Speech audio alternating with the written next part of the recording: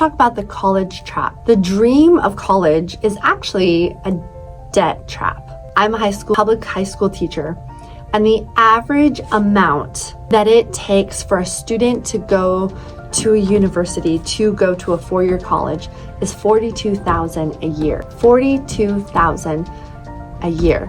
4 years, you're in so much debt, because even if you get some scholarships, you're not going to be able to pay all of that.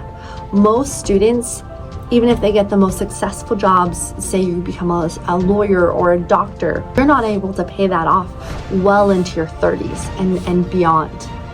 Are we pushing college because it's the right thing for students?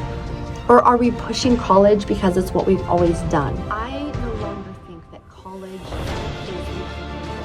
I went to college, but I think that we can think outside the box for our kids.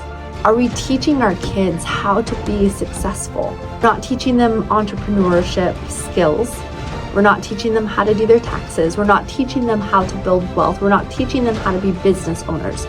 We're teaching them how to be workers in a system. And in order to be workers in a system, they have to go into a college or university where they are hundreds of thousands of dollars in debt by the time they graduate. And the first 10 to 20 years of whatever career they're in is paying off that debt. Is that a life that we want to give to our kids?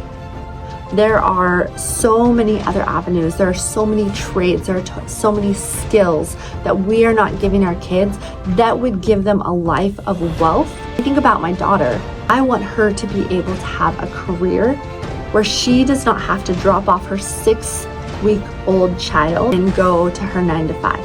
I want to be able to equip her a way of building wealth where she can stay connected to her child when she has kids.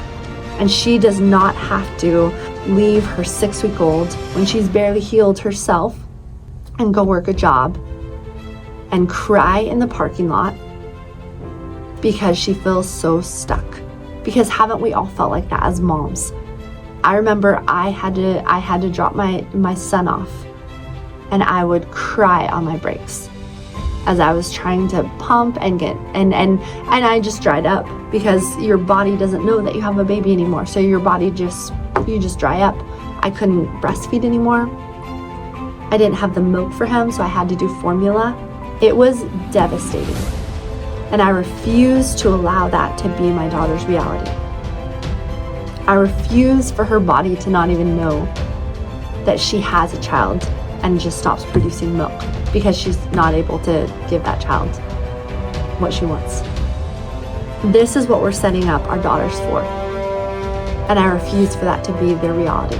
It's time for us to stand up in this generation so that the next generation knows that they do not have to live a life of separation and disconnection from their kids. This is not how it has to be. We need to teach our kids skills that will allow them to build wealth in the future. Talk about AI. We're not even teaching AI in the school system, and that is a fundamental resource that is going to be used in their generation.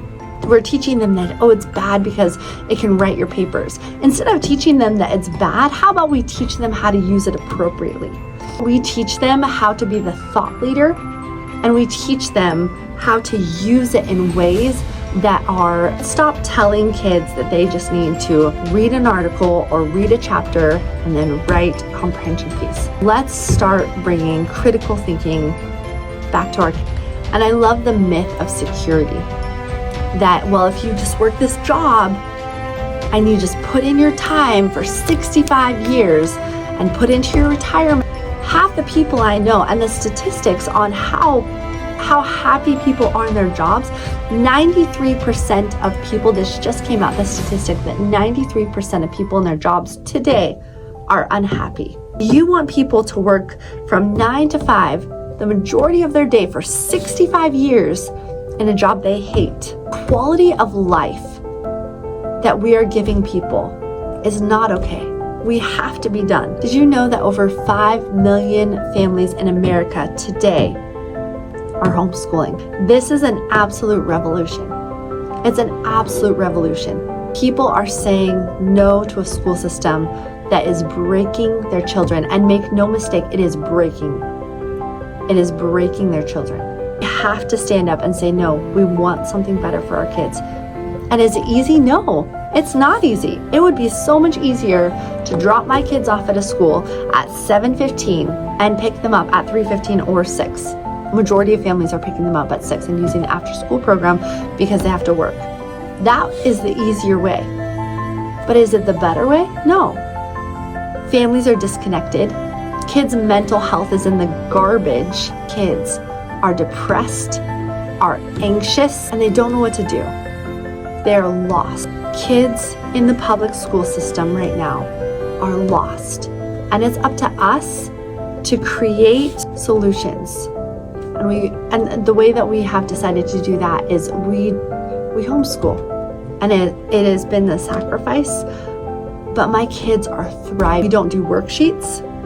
We do a 2-hour school day. They're 3 levels above their grade. They are confident. They are well adjusted. They are social, and they're doing amazing because we've given them the space to be kids. We've allowed them to play, allowed them the space to have their childhood. And kids don't have that when they're in the public school system. They have the pressure of their peers. They have the pressure of social media. They have to have the phones. They have to have all of the latest wardrobe, of all of those pressures that no kids should have. Kids should be playing in the dirt. They should be moving outside in the sunshine. Our kids deserve better, and it's time for us to stand up for them.